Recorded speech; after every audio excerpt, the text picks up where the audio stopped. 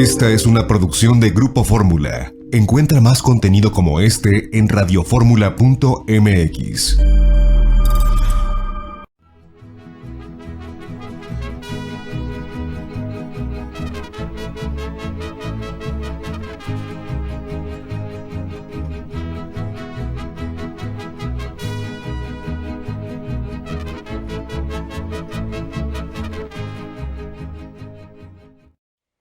Amigas y amigos, muy buenas tardes tengan todos ustedes. Los saluda con el afecto de siempre José Manuel Villalpando, aquí en una emisión más de su programa, La Historia que Quiero Vivir, que como todos los sábados por la tarde, que es la hora y el día de la historia de México, estamos transmitiendo a través de los micrófonos y frecuencias de Radio Fórmula. Ya lo saben, en el 103.3 de FM, en la 970 de AM, ambas emisoras aquí en la capital de la República, en un programa que llega cada vez a más ciudades del interior de nuestro país y que por supuesto su señal alcanza a los Estados Unidos de América, a Puerto Rico, a Canadá y eso sí, a todo el territorio nacional y a todo el mundo, incluso donde hay internet. Pueden ustedes sintonizarnos en la página www.radioformula.com.mx, que se localiza de manera muy sencilla. Gracias por su compañía, gracias por su presencia, gracias por su estimulante presencia aquí en este programa, que es lo que cuenta. Y por supuesto, si les parece a ustedes bien, les recuerdo, como siempre, las vías electrónicas que tenemos para comunicarnos y que, ya lo saben, respondo de inmediato, bien sea a mi correo, villalpandohistoriador@gmail.com, o también a mi página de Facebook, Villalpando y la Historia. Sean ustedes, amigas y amigos, bienvenidas, bienvenidos, y si les parece bien, vamos a comenzar. Y pues bien, es tiempo ya de volver a viajar al pasado de hace 200 años. Vamos a dedicar, si a ustedes les parece bien, este programa y el próximo, la semana entrante, a recordar el momento, las circunstancias, lo que sucedía en México cuando fue proclamado emperador de nuestro país Agustín de Iturbide. Naturalmente, para empezar con cierta, prudencia y establecer las bases de lo que vamos a platicar, primero yo les ruego que recordemos juntos lo que el año pasado, 2021, a lo largo de todos esos 12 meses, fuimos conmemorando nosotros, ustedes y yo aquí en el programa, los sucesos que condujeron a la consumación de la independencia nacional ocurrida justamente 200 años atrás, en 1821. Si ustedes recuerdan, comenzábamos casi el año hablando, en febrero, del Plan de Iguala, aquel acontecimiento que sucedió un día 24 de febrero. También dedicamos un programa a platicar del abrazo de Acatempan, sucedido entre el propio Agustín de Iturbide y Vicente Guerrero. También hablábamos, y con mucho detalle, de la Ruta Trigarante, cómo fue la campaña que emprendió el propio Iturbide para liberar a la patria.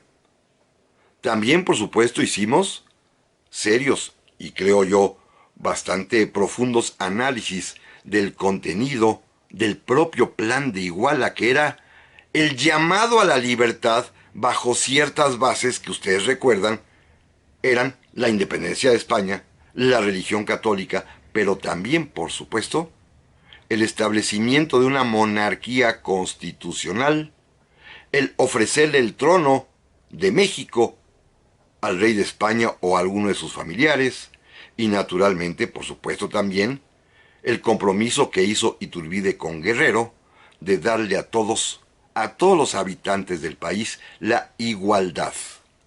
También hablamos en su momento de cómo el propio Iturbide negoció con el que ha sido llamado el último virrey de la Nueva España, Juan O'Donoghue, los tratados de Córdoba, inclusive con la modificación que en ellos se incluyó acerca de quién podría ser, si había el rechazo de la familia real española, el emperador de México.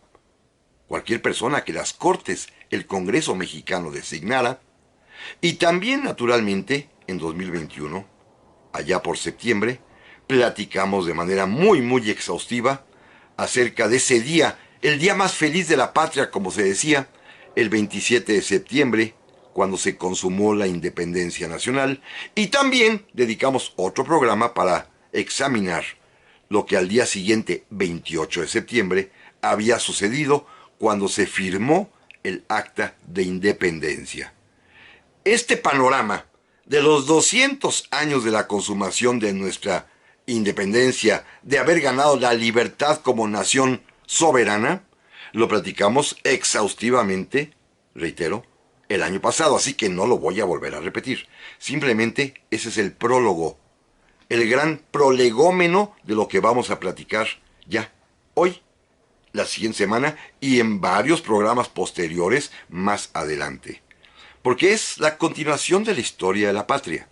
Lo que empezó, el México que nació en 1821, pues continuó viviendo, como todos sabemos, y pasaron muchas cosas que normalmente no recordamos, no sabemos, y simplemente pues hemos preferido en los libros de texto decir que de pronto después de la consumación, pues Iturbide se coronó emperador, sin saber qué pasó en esos meses intermedios, ni cómo fue, ni cómo sucedió, cómo dio lugar la famosa proclamación de Iturbide como emperador de México, que es lo que vamos a platicar. Miren, primero, vamos a ubicarnos, digámoslo así, al día 29 de septiembre de 1821 para iniciar nuestra narración de esta semana, diciendo que de pronto pues México ya es un país independiente, ya está firmado el Plan de Iguala, está acordado el Tratado de Córdoba, ya se consumó la independencia, ya se firmó el acta en el cual se dice que somos una nación libre, independiente y soberana. Y lo primero que sucede, y esto es ya las primeras decisiones de un país independiente, es que los mismos firmantes del Acta de Independencia, que se llamaron a sí mismos Junta Nacional Gubernativa, esta junta, formada por 35 personas, designó una regencia, es decir, una autoridad ejecutiva, la regencia, que gobernaría hasta en tanto México tuviese un monarca. ¿Por qué tenía que tener México un monarca? Pues porque ese había sido el acuerdo, la base de la independencia, primero, puesta al público en el Plan de Iguala y segundo, ratificado en los tratados de Córdoba. Así que México estaba llamado a ser una monarquía, con un soberano, con un rey, un emperador a la cabeza, y mientras este rey se resolvía venir a México, atendiendo la invitación que se le sería formulada a la Casa Real Española, gobernaría este país, encargándose del poder ejecutivo, una regencia. Un grupo de personas, 5, que estarían encabezadas por el presidente de la regencia, que para este cargo fue designado expresamente el Libertador, Agustín de Iturbide. Fue pues nombrado presidente de la regencia. Este es el primer acto político importante del nuevo país independiente y soberano, y la propia Junta tenía como misión, primero, por supuesto, designar a estos hombres, encabezados por Iturbide, para que se hicieran cargo, repito la palabra, de la regencia, es decir, para que gobernaran, y a su vez también la propia Junta asumió la responsabilidad, como se decía claramente en el Plan de Iguala y en los tratados de Córdoba, de convocar a un Congreso Constituyente. Porque recuerden, amigas y amigos, que la promesa del Plan de Iguala, ratificada en los tratados de Córdoba, es que este país tendría como forma de gobierno una monarquía, sí, pero una monarquía constitucional, moderada, templada por una ley suprema. Este era el requisito sine qua non, indispensable, que se había planteado. Sí, seremos un país monárquico, pero nuestro monarca y la nación entera va a estar regulada por una constitución que tendría que ser elaborada por un Congreso, es decir, por los representantes de la nación.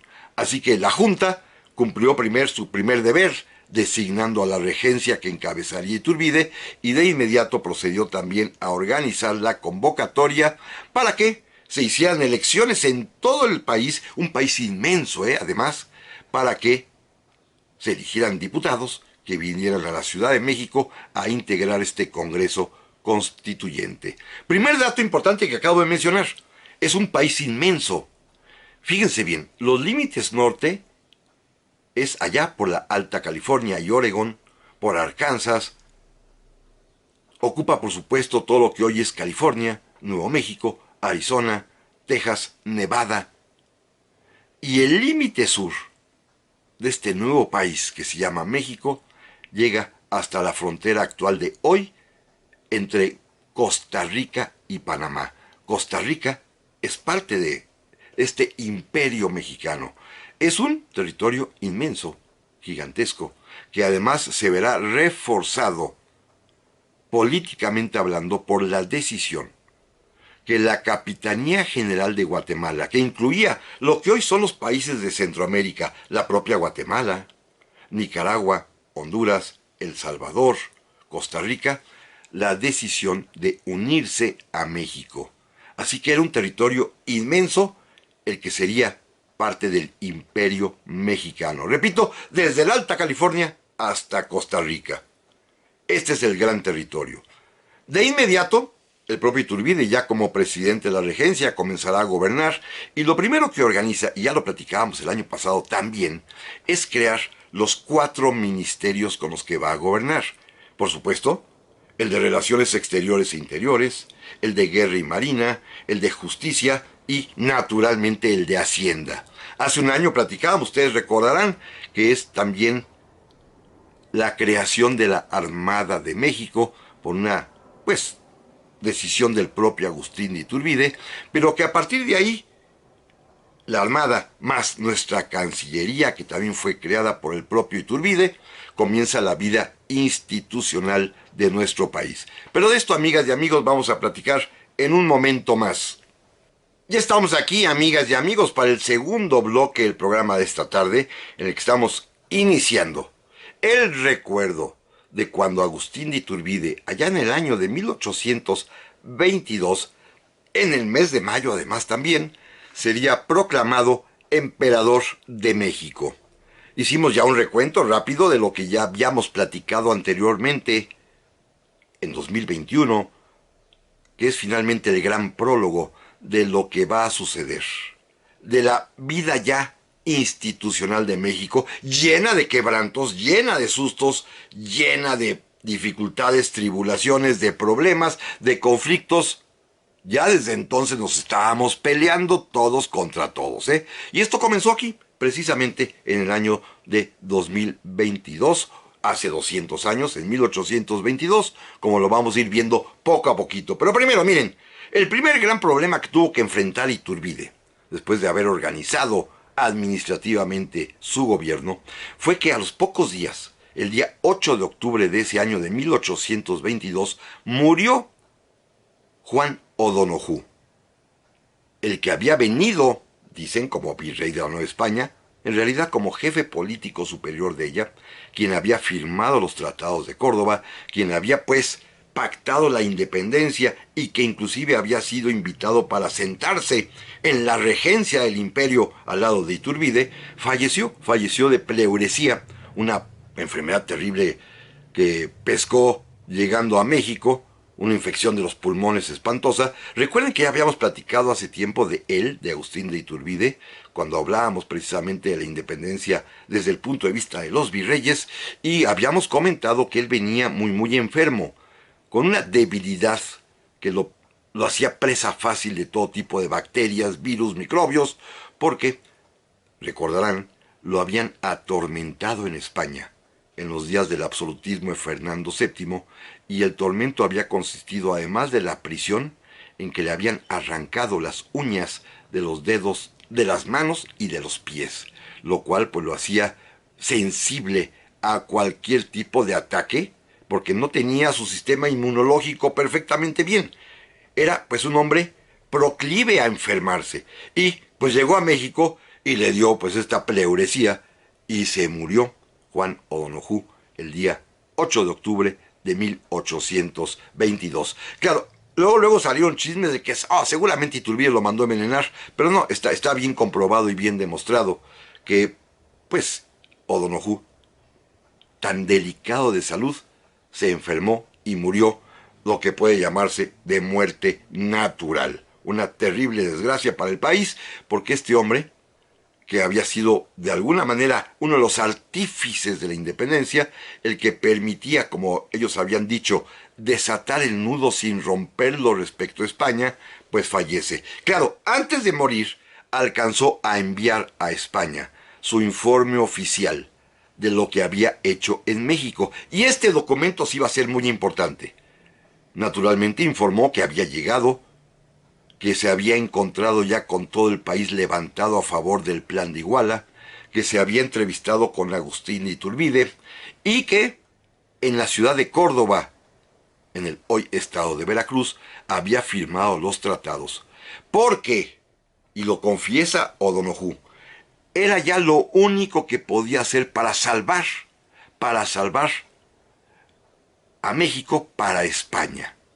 Es decir, reconocer la independencia, pero aceptar que pudiese venir a México en calidad de monarca constitucional el propio rey Fernando VII o alguno de sus familiares.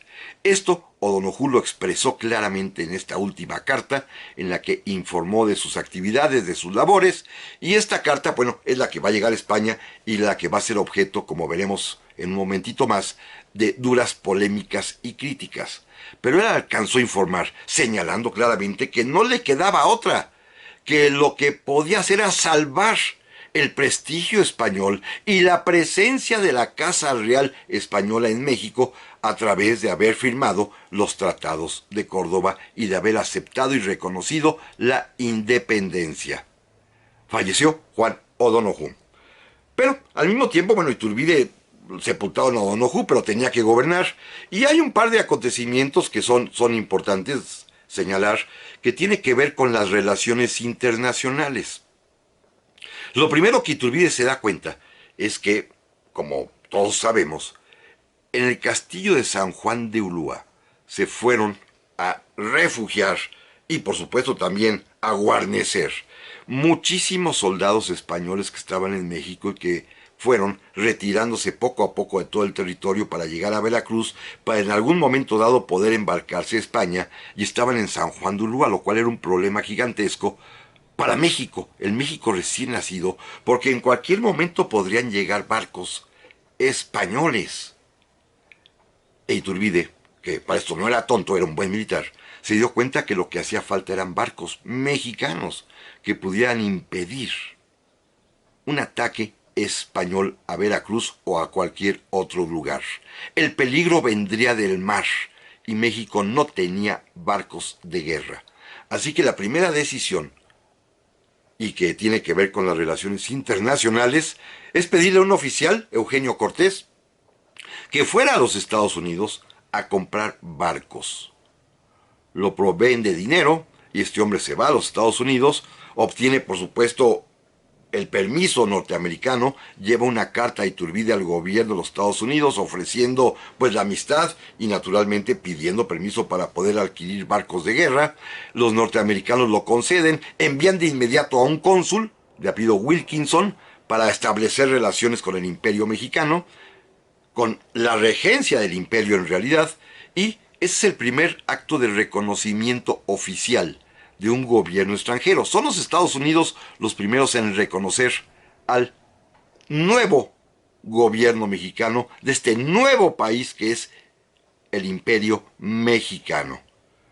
Más adelante, también en ese mes de octubre y noviembre de 1821, arribará al puerto de Acapulco la escuadra chilena al mando del almirante Lord Cochrane, que viene a ponerse a las órdenes de Iturbide por encargo directo de Bernardo O'Higgins, el libertador de Chile, de José San Martín, el libertador del Perú, para ayudar a la independencia de México, pero llega, como lo he platicado en otras ocasiones, llega ya tarde porque para ese momento ya se consumó la independencia, pero es también el reconocimiento de Chile y de Perú a la independencia mexicana, y ya sabemos que Iturbide aprovechó que estaban ahí los barcos chilenos en Acapulco y les pidió el favor de que fueran a la Baja California, particularmente a Los Cabos, a informar de la buena noticia de que México ya había consumado su independencia.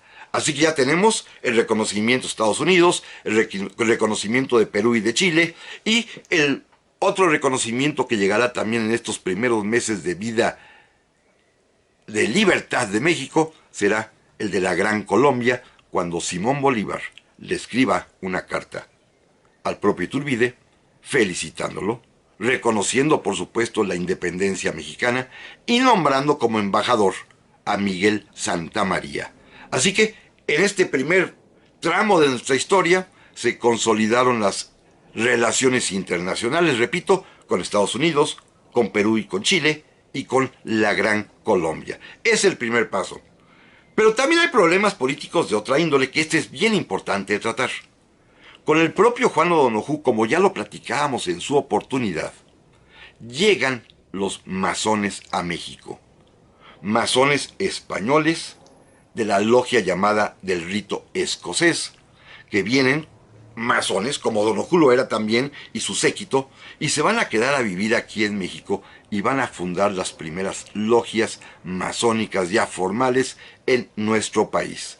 Tienen ideas muy claras. Ellos vienen a defender la libertad, tanto en materia política, es decir, la equiparan a la democracia, como en materia jurídica, es decir, desean un instrumento constitucional, como en materia económica, es decir, quieren la libertad y la competencia económica. Pero también, como son españoles, les gusta mucho la idea del Tratado de Córdoba y del Plan de Iguala de apoyar a que venga alguien de la familia real española. Así que este partido se va a llamar originalmente Borbonista. Los que piden un Borbón, pero son los masones pues que ya se están integrando, que ya comienzan a moverse, que ya están trabajando y que además también entre ellos mismos surgirán algunos que decidan que mejor hay que ser republicanos. Nada de monarquías en México, preferimos una república, aunque todavía en este primer momento son muy pero muy poquitos. No pesan todavía, no son relevantes, pero ya comienza a hablarse de la posibilidad de que algún día esto sea una república. En principio no, en principio todos están convencidos de que debe ser una monarquía. Miren, para no hacer la historia muy larga, el Congreso finalmente es electo, se realizan elecciones en todo el territorio de la Nueva España y resultan nombrados como diputados al primer Congreso mexicano o Congreso Constituyente mexicano, el primero que hemos tenido, 162 diputados que se trasladan a la Ciudad de México y que el día 24 de febrero de 1822, es decir, hace apenas 2 siglos y unos cuantos meses, tuvieron su sesión inaugural. La sede del Congreso era una antigua iglesia, el templo de San Pedro y San Pablo, y allí se estableció nuestro primer Congreso, abrieron sus primeras sesiones y ante ellas se presentó Iturbide y sucedió el primer problema. Pero no sin antes recomendarles, como siempre trato de hacerlo, bibliografía al respecto, lecturas que ustedes pueden realizar para conocer este periodo tan verdaderamente importante en nuestra historia. Repito, es el tiempo en el que comienzan nuestras disputas, nuestros problemas políticos, lo que hoy llamamos la polarización. Por supuesto, si quieren mucho detalle, está el clásico libro de Lucas Alamán, La Historia de México, en su volumen quinto, el último volumen, que narra con muchísimo detalle todos los sucesos casi día a día de lo que estamos platicando en este programa. Lucas Alamán es básico para esto. Pero también les quiero recomendar 2 libros excepcionales.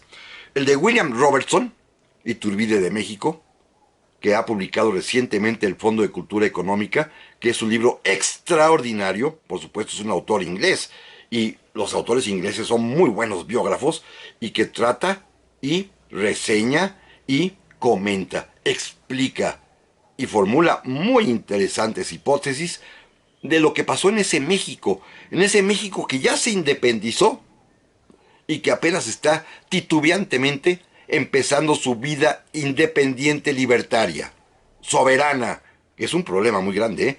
William Spence Robertson, Iturbide de México. Y otro más también muy bueno, de otro autor esta vez norteamericano, Timothy Ana. El libro se llama El Imperio de Iturbide. El anterior es de Fondo de Cultura Económica, este fue de Conaculta. El Imperio de Iturbide de Timothy Ana es básico. Y ahora sí, amigas y amigos, en un momento más regresamos. Ya estamos aquí, amigas y amigos, para el tercer bloque del programa esta semana, en el que estamos recordando lo que sucedió en México hace 200 años con motivo de la proclamación de Agustín de Iturbide de emperador de nuestro país. Estamos viendo, por supuesto, los antecedentes, lo que sucedía en ese tiempo que conducirá a este episodio histórico con el cual vamos a rematar el programa de hoy y que continuaremos también, por supuesto, narrándolo la semana próxima. Estamos regresando a nuestro pasado, a 200 años atrás, para que veamos cómo van surgiendo los problemas en México. Hasta ese momento, recuerden ustedes, el propio día 27 de septiembre de 1821, cuando se consuma la independencia, todos los autores, todos, dicen que fue el día más feliz de la patria. Por lo visto, al día siguiente comenzaron las desgracias. Ya platicábamos alguna el año anterior, que ustedes se acuerdan. Cuando se firma el acta de independencia el día 28, comenzaron nuestros pleitos internos porque Iturbide convocó a firmar el acta a todos sus amigos, pero no llamó a ninguno de los antiguos insurgentes, a los que había admitido, con los que había hecho la consumación de la independencia, como Vicente Guerrero, como Nicolás Bravo. Bueno, a ellos los ignoró, los hizo a un lado y no los invitó a firmar el acta de independencia. Y bueno, ya estamos ahora en que el Congreso ya se reunió, ya fue electo, son, decía yo hace un momento, 162 diputados y van a iniciar sus trabajos, van a tener su sesión inaugural exactamente el día 24 de febrero de 1822. Ellos lo hicieron así, justo para conmemorar que un año antes se había proclamado el Plan de Iguala. Fíjense, amigos, cuando ya llegan ese día 24 de febrero a instalarse como Congreso Constituyente, como primer Congreso mexicano, los diputados ya llegan con una carga de ideas muy singular. Decía yo hace un momento que hay ya masones entre ellos. No es que esto sea tenebroso, no, es que traen ideas muy claras de libertad, de constitucionalismo y en algunos de ellos ya las ideas también de republicanismo. En el Congreso va a haber tres tipos de diputados, o tres, digámoslo así, incipientes partidos políticos. Hay un grupo que son los iturbidistas, los que son fanáticos leales de Agustín Iturbide, que ya desde hacía algunos meses andan pensando que Iturbide debería ser el emperador de México como premio, como reconocimiento a lo que había conseguido, a la gran obra de nuestra libertad, como se decía entonces. Ese es el grupo de los iturbidistas. Hay un grupo muy numeroso que se llaman borbonistas, que son aquellos que sí están de acuerdo, por supuesto, con la independencia de México, pero quieren que ésta se apegue estrictamente a lo que dice el Plan de Iguala. Es decir, que este nuevo imperio sea gobernado por un monarca que provenga de la Casa Real Española, de la familia dinástica española. Y hay un tercer grupo todavía minoritario, apenas que empiezan a asomar la cabeza, que son los republicanos, los que piensan que no tenemos por qué esperar a que España nos diga si sí o si no, porque nosotros mismos podemos diseñar la forma de gobierno que más nos convenga. Pero apenas son unos cuantos y todavía están, pues más o menos, conociéndose, encontrándose, y se reúnen todos, decía yo, el día 24 de febrero de 1822, se instalan, y fíjense amigos, su primera decisión es que el Congreso se declara a sí mismo soberano. Señalan en un decreto, en el primero que expiden, que el Congreso asume la soberanía de la nación, que en ellos está radicada la representación soberana del pueblo de México, que ellos son, por lo tanto, los soberanos y que la regencia es simplemente una ejecutora de sus órdenes. Este es el primer motivo de un gran pleito, porque ese es el primer acto que realizan, pero invitaron al mediodía a Agustín de Iturbide como presidente de la regencia para que fuera a saludarlos, a cumplimentarlos y a jurar obediencia al Congreso. Iturbide se prestó, se presentó allí en el templo de San Pedro y San Pablo ante el Congreso allí reunido y sucedió el primer incidente ridículo y tonto, pero que va a ser pues la marca de lo que va a pasar más adelante, que ya platicaremos en su momento. Cuando Iturbide llega, se sube al podio donde estaba la presidencia del Congreso, se quiso sentar en el sillón más alto. Y el diputado presidente, Obergoso, fue y le dijo: perdóneme, señor regente, este es mi lugar. Yo soy el presidente del Congreso, de un Congreso que es soberano, y usted no le corresponde este sitio. Abochornado, avergonzado, Iturbide se tuvo que levantar, se cambió de lugar a una silla más pequeñita y se tuvo que tragar el coraje porque lo habían, pues, hecho a un lado, Este es el primer incidente que tenemos entre conflicto entre un Congreso y un gobierno, Así comenzó, y así comienza también nuestra pues trágica historia parlamentaria mexicana, que como ustedes bien saben, pues hay momentos y capítulos bastante vergonzosos. Pero no es el tema de hoy. Fíjense bien, la primera decisión del Congreso fue esa, declararse soberano, después le hicieron esta especie de grosería a Iturbide, y enseguida pues se dispusieron a gobernar, a expedir leyes, algunas útiles, otras no tantas, pero sobre todo tenían que esperar la respuesta española. Y esto sí es muy importante. Hace un rato en los blogs anteriores comentábamos que antes de morir, Juan O'Donoghue alcanzó a escribir su informe, que logró enviar a España.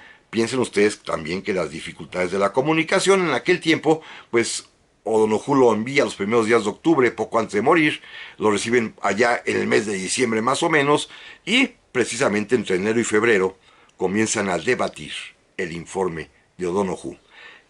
En España hay dos respuestas. Una que viene del rey y de la Casa Real y otra que viene de las Cortes Españolas. Recuerden que en ese momento está vigente la Constitución de Cádiz, hay un Congreso español que también tiene facultades de gobierno, pero en este caso coincidió su respuesta con la del rey. Veamos una y una. Primero, el rey de España estaba ofendidísimo. Fernando VII, como ya lo hemos platicado aquí, estaba indignado, ofendido porque los mexicanos se habían rebelado y la Nueva España se había declarado independiente. Para él eran unos traidores, vasallos rebeldes. Conoció lo que decía el informe de O'Donoghue, conoció lo que decía el Tratado de Córdoba, y él dijo: bueno, yo no pienso ir a México, pero recuerden que el tratado permite que sea alguno de sus hermanos, y los menciona. Su siguiente hermano, en orden de edad y de sucesión, es el infante Don Carlos, quien dijo: no, yo tampoco. Y él no quiere ir por algo muy sencillo. Fernando VII en ese momento, aunque está casado, no tiene hijos. Si Fernando VII muriera, sube al trono su hermano siguiente en orden, que es el infante Don Carlos. Así que Don Carlos dice: no, conmigo no cuenten, Yo aquí me quedo en España, así que a mí no, ni me involucren. En cambio, el que sí mordió el anzuelo y se mostró interesado fue el tercer hermano, que además estaba peleado con Fernando VII y ni se hablaban. Siempre pasa esto entre hermanos. Ustedes saben que siempre hay un hermano que odia al otro y bueno, en fin, hay pleitos entre hermanos. Y en este caso el infante Francisco de Paula, el tercero de los hermanos, es decir, el más chico de los hermanos del rey Fernando VII, pues estaba disponible y se mostró interesado. A ver, ¿cómo es eso de México? A ver, explíquenme. Bueno, antes de que fuera a meterle la pata, el rey Fernando VII ordenó detenerlo, arrestarlo a su propio hermano y dejarlo confinado en el Palacio de Oriente en Madrid. El hermano menor del rey, que era el susceptible, el que podía ser, pues, interesado en venir a gobernar a México, el propio rey Fernando ordenó que lo detuvieran y lo encerraran. Porque Fernando VII, insisto, dijo que de ninguna manera, porque los mexicanos eran vasallos rebeldes. Así que por parte del rey había ya un rechazo y de la familia real. Uno, a fuerzas. Francisco de Paula, que pudo haber sido nuestro monarca, lo tenían totalmente encerrado. Segundo, las cortes españolas, donde se supone estaban los hombres más luminosos y hasta liberales de su tiempo, cuando reciben el informe de Juan O'Donoghue, primero titubean, lo dudan. Y hay diputados españoles que dicen, oigan, pues creo que ya perdimos México, ¿eh? Ya se nos fue México, ya perdimos la Nueva España, y hay que salvar algo. O'Donoghue tiene razón. ¿Por qué no pensamos a futuro en la creación de una especie de gran imperio español, con un emperador monarca aquí en México y alguien de su familia en México y otros en España? Es decir, una especie de comunidad hispánica de naciones. Esto puede ser el futuro, tener con México buenas relaciones de amistad y gobernando a México uno de nuestra propia familia real. Qué mejor oportunidad de crear este mundo hispánico para oponerse a los demás, sobre todo al mundo británico y al mundo estadounidense. Pero no, los diputados también estaban, muchos de ellos, indignados con esta rebeldía mexicana y decidieron, los diputados españoles por gran mayoría, apabullando a los que pensaban a futuro, decidieron declarar nulos los tratados de Córdoba y por supuesto declarar nula la independencia de México y decir, al igual que el rey lo dijo, que los mexicanos eran vasallos rebeldes. Hubo hasta un acontecimiento curiosito, porque pues esto motivó que se despertaran ambiciones, y ¿qué creen? Un heredero de Moctezuma, el conde de Moctezuma, quería ser emperador de México. Hasta ese grado llegan los Moctezuma de aquel tiempo, Pero de esto hablaremos en un minuto más. Ya estamos aquí, amigas y amigos, para el cuarto y último bloque del programa de esta semana, que se me ha ido rapidísimo. Creo que no he avanzado todo lo que yo quería, pero finalmente estamos tratando de encuadrar los hechos, los sucesos históricos que ocurrieron allá por estos días, pero en el año de 1822, que van a conducir, como lo veremos, espero empezar hoy y rematar la siguiente semana, primero Dios, con la proclamación de Agustín de Iturbide como emperador de México. Decíamos primero que allá en España el rey rechazó el ofrecimiento de la corona mexicana, ofendido, indignado según él, obligó incluso a que su hermano menor Francisco de Paula ni se le acercaran porque prefirió detenerlo, ponerlo preso y encerrarlo en su propio palacio, y al mismo tiempo las Cortes españolas, aunque algún diputado pensó con lógica a futuro, con visión de estadista, que se podía aprovechar la independencia de México para crear una gran comunidad hispánica de naciones, los demás, también llevados por la soberbia, declararon que era nulo el Tratado de Córdoba, que era nula la independencia de México, e insistieron, en las mismas palabras del rey, que los mexicanos éramos, los de aquel entonces, vasallos rebeldes a la corona. Pero decía yo que hubo un suceso peculiar. En estos dimes y diretes, mientras se está discutiendo que si el rey quiere o no quiere, que si las cortes aceptan o no aceptan, un descendiente de Tlatoani Moctezuma, que ya vivían en España, por supuesto. Los Moctezuma no se quedaron aquí en México, los Moctezuma se fueron a vivir a España porque fueron reconocidos y fueron nombrados inclusive condes. Les dieron nobleza castellana. El conde de Moctezuma decidió proponerse a sí mismo como emperador de México. Oigan, el rey no quiere, las cortes no quieren, pero yo soy el legítimo sucesor del antiguo Tlatoani Moctezuma, y como en el Acta de Independencia Mexicana dicen que hemos recobrado después de 3 siglos la voz, pues yo quiero ser el nuevo emperador de México. Por supuesto, nadie le hizo caso, así que estemos tranquilos, no sucedió. El conde Moctezuma falló en su intento, ¿y qué creen? Mejor se quedó a vivir donde había vivido siempre, en España. Era muy Moctezuma, pero era español, Bueno, esta noticia del rechazo del gobierno español, tanto del rey como de las cortes, va a llegar a México precisamente en los primeros días de mayo de 1822. Fíjense las circunstancias que concurren en unos cuantos días aquí en nuestro país. Tenemos varios problemas al mismo tiempo. Iturbide anda preocupado porque el Congreso lo ha tratado muy mal. Ya le hizo una grosería, como ya platicábamos. Y el Congreso comienza a rechazarle propuestas. Iturbide, por ejemplo, quería que el ejército mexicano estuviese formado por 35,000 soldados, y el Congreso le dijo que no, que nada más 20,000. Iturbide está tratando de negociar con los diputados, pero los diputados están muy necios y dicen que no. Iturbide amenaza con renunciar. Lo acababan de nombrar capitán general, generalísimo y almirante. Almirante es muy curioso, teníamos un barco que recién había llegado, la goleta Iguala, el que compró este enviado mexicano a Estados Unidos. Iba a ser almirante de un barco y general de un ejército, generalísimo de un ejército pequeñito, pero bueno, en esos pleitos estaban en ese momento. Pero al mismo tiempo, cuando amenaza con renunciar, muchos diputados los iturbidistas y mucha gente en la sociedad, incluyendo periodistas, como el más famoso, el precursor del periodismo mexicano, aquel famosísimo que ustedes recuerdan, el pensador mexicano, don José Joaquín Fernández de Lizardi, en sus periódicos que eran los más leídos, exigía que Iturbide fuera el emperador, sobre todo porque España nos había despreciado y qué mejor que fuese el propio Iturbide, como lo permitía los tratados de Córdoba, que el propio Iturbide fuese nuestro emperador como una especie de recompensa por su gran tarea libertaria.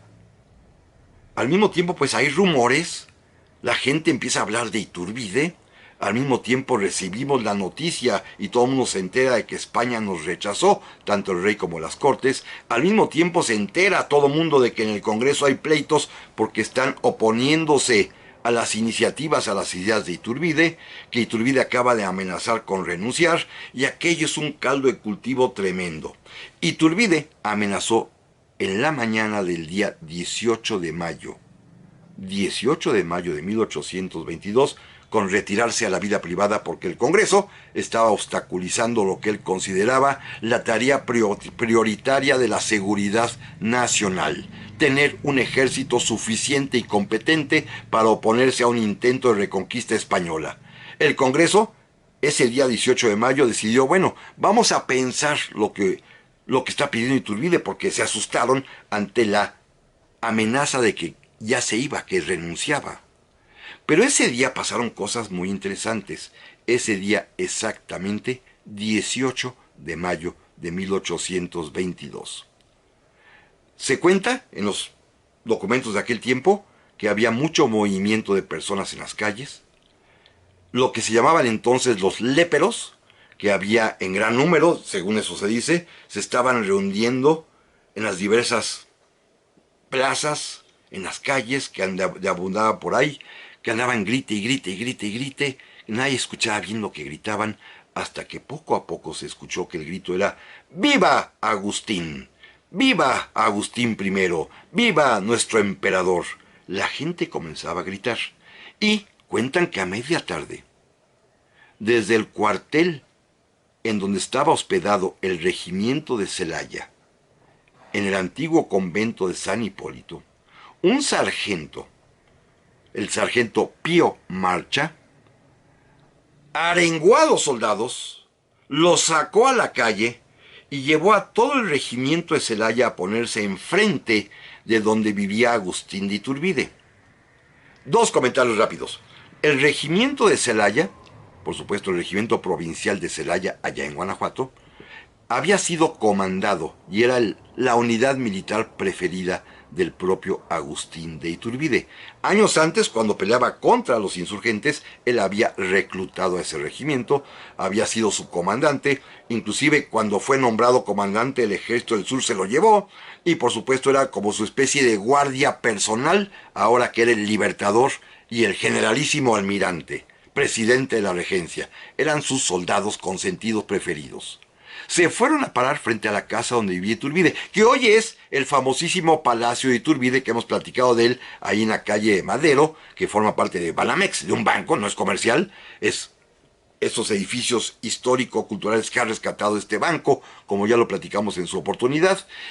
E Iturbide, mientras los soldados están afuera, grite y grite y grite, ¡Viva Agustín! ¡Viva Agustín I! ¡Viva nuestro emperador! Iturbide, se cuenta, estaba dentro, según el ignorante, no se había dado cuenta de nada, en algunas de las habitaciones del propio edificio, jugando a la baraja, al tresillo, con sus amigos. Y de pronto dicen que Iturbide, ¡oh! ¿Qué se escucha? ¿Qué se oye? Había un clamor en la calle enorme, pero también en toda la ciudad habían comenzado el repiqueteo de campanas, habían empezado a aventar cohetes y en todos lados estaba todo el mundo gritando ¡Viva Agustín! ¡Viva Agustín I! ¡Viva el emperador! Iturbide cuentan que, sorprendido según él, ¿Qué pasa? Salió al balcón y fue aclamado por la multitud que, arengada por Pío Marcha, que se subió como a un farol, gritaba y gritaba y la gente lo coreaba en vivas a Agustín I.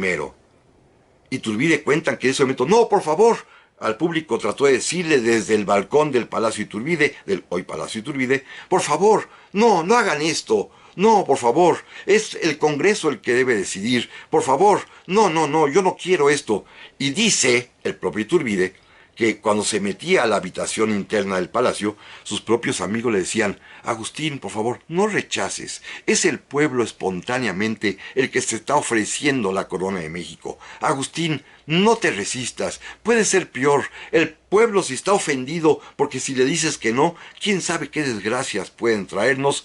Y Agustín Iturbide en sus memorias cuenta que entonces, con toda repugnancia, dice él, decidió aceptar lo que el pueblo pedía. Por favor, me someto a su voluntad. Y al día siguiente, esto ocurrió en la tarde-noche ya del día 18 de mayo, y al día siguiente, 19 de mayo, se convocó al Congreso, tema que vamos a platicar con mucho detalle porque es importante hasta en los números de diputados que había, se convocó al Congreso urgentemente, porque era un motín por completo en toda la ciudad. El ejército mandó una carta al Congreso pidiendo que se reunieran porque era urgente resolver acerca de quién sería el emperador, porque España nos rechazó y los tratados de Córdoba dicen claramente que entonces será emperador de México aquel individuo que las Cortes, que el Congreso mexicano designara. Así que los diputados se tuvieron que reunir atropelladamente, ya veremos los números con exactitud, apenas alcanzaron a llegar 92 diputados, pero mientras comenzaban a discutir, en la Ciudad de México estaba el movimiento de gente en las calles, los soldados, Pío Marcha grite y grite, y cuando Iturbide a mediodía quiso salir de su palacio, el hoy Palacio de Iturbide, cuando se sube a su carro, dicen que el populacho, así lo dicen tan feo, la gente quitó los caballos del carro, desamarró los caballos, los desunció, y la gente misma comenzó a tirar, a llevar el coche Iturbide, desde el Palacio de Iturbide, ahí en Madero, casi con el eje central, hasta el templo de San Pedro y San Pablo, que a lo mejor ustedes recuerdan, está allá por la calle del Carmen, en el centro histórico, más a un lado, viéndolo de frente, en el costado izquierdo del Palacio Nacional. La gente llevó tirando el carruaje de Iturbide, aclamándolo. Por supuesto, cuando llegó Iturbide al Congreso, ya la gente estaba en los palcos, en las graderías, y eran unos gritos espantosos. ¡Viva Agustín I! Pero ya de todo esto, amigas y amigos, lo vamos a platicar con mucha calma la semana que entra, primero Dios, pero no quiero despedirme también sin recomendarles otra lectura diferente. La historia, que ya platicábamos, está muy bien relatada por Robertson, por Timothy Ana, que también se los mostré, por supuesto por Lucas Alamán, pero hay una lectura muy bonita que se las recomiendo positivamente. Es una novela histórica que se llama La Corte de los Ilusos, de una gran escritora mexicana, Rosa Beltrán. Es un libro fabuloso, no los va a decepcionar, al contrario, bueno, lo lee uno con avidez. Rosa Beltrán escribió La Corte de los Ilusos y es la historia novelada de estos momentos que estamos platicando, que sí son como de novela, ¿eh? Imaginar todo esto que está sucediendo en la Ciudad de México, pero al mismo tiempo lo que está pasando en la mente de los que están allí protagonizando estos episodios, es algo que magistralmente nos cuenta y lo van a disfrutar Rosa Beltrán en La Corte de los Ilusos. Ya no quiero detenerme el día de hoy, si no se come el tiempo, pero amigas y amigos, muchísimas gracias, y primero Dios, aquí la semana que entra continuaremos platicando de esta historia apasionante de México, esta vez en la figura de Agustín de Iturbide cuando es proclamado emperador. Pásenla muy pero muy bien. Hasta la próxima.